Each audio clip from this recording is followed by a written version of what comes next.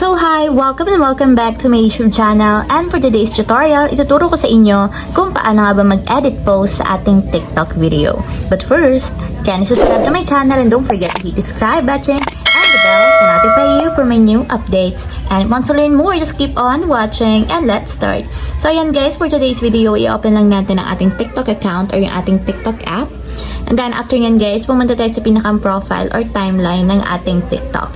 And then after nyan, pumili lang kayo ng isang video or post na gusto nyo i-edit yung caption. Open nyo lang yung post guys. And then after nyan, itap nyo yung 3 horizontal dots na nandito sa may lower right corner. So tap nyo lang. And then may lalabas dyan ng mga options. I-scroll nyo lang siya papunta sa right. And then hanapin nyo dito yung edit post. So tap nyo yung edit post. And dito guys, pwede nyo nang baguhin yung caption or post ng inyong TikTok video. So for example is random. So ito yung ilalagay kong caption. So pagka okay na guys, nalagay nyo na yung gusto nyo ilagay, tap nyo na yung done. And then tap nyo yung save dito sa lower part.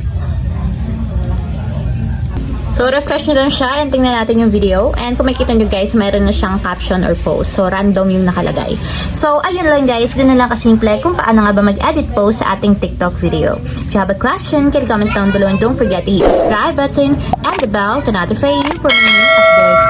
And thank you for watching!